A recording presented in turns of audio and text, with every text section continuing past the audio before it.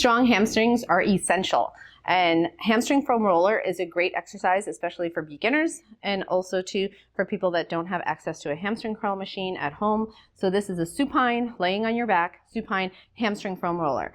And yes, doing the exercise is easy, but how you do the exercise is key. So for hamstring foam roller, I'm going to have you lay on your back. Okay, feet are going to be up on the foam roller.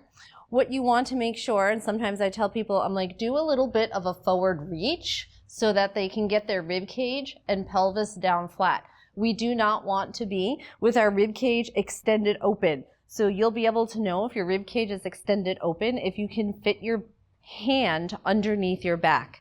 So at this angle, when we're down here, okay, have your hands reach forward. You can even do them palms up. Sometimes that helps. Take a breath in. Exhale. Let your rib cage go down. You may at this point feel your chin aim up towards the ceiling. Then from underneath your pelvis, you're going to lift up slowly, just a little bit. We do not want to arch our back up super high. Okay, so we do our breath again. Okay, tilt up slowly underneath. Okay, we're in this position now. You can put your hands here if you need on the mat. Just make sure that your rib cage is tucked down towards your pelvis. Then you're going to gently pull the foam roller back towards you and roll away. In this position too, watch my foot angle. Do not let this happen. See how my ankles kind of changed flexion point? Okay, we want to make sure that our foot stays flat. So as I come towards me, I'm going to feel my toes point downwards almost. Don't let this happen with your feet. Okay, and then in the beginner workout that we have, it's about 3 sets of 15 reps you want to be able to get to. You may find in the beginning that it may be hard to even do 1 rep. Sometimes I would suggest to people that they just come up and they do this hold. So remember that we're turning your pelvis back towards you, not this forward pelvis position. I'm going to exaggerate now, right? So it's an exaggerated position so you can see the difference. You may see that my lower back is in extension, okay? And then I am tucking and tilting, okay? And keeping my rib cage close to my pelvis. Another thing that you may want to do is, if you have trouble getting your rib cage down all the way when you're so flat, use a type of wedge pillow. So we have wedge pillows here, always.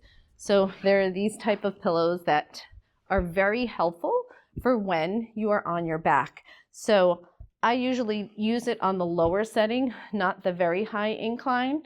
And this can help until you develop your zone of apposition, which basically is your side abs connection from your rib cage down to your pelvis. Those are your internal obliques.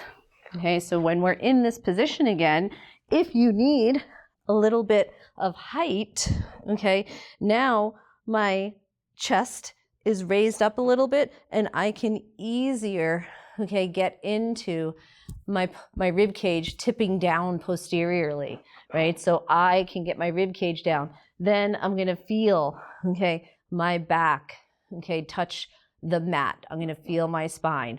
Then I'm going to tilt up. And then you can do your foam roller.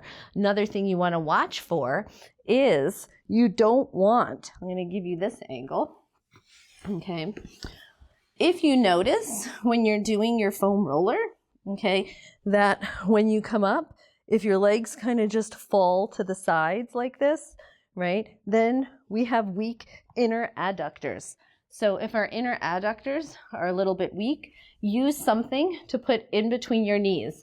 Something like, okay, a ball or a yoga block is helpful. So when I come into this position again, then I come back down, okay, I'm going to be here. I can take the ball, put it between my knees, do my exhale, get my spine flush to the floor, tilt up a little bit, put a little pressure on the ball, just like a 2 out of 10, okay? And then I can again do my hamstring foam roller, watch that my feet are staying flat. Okay, the goal with this exercise for the beginner workout is to do 3 sets of 15 reps, okay, with an appropriate break in between. This is a great exercise for getting access to areas of your hamstring that you don't normally access.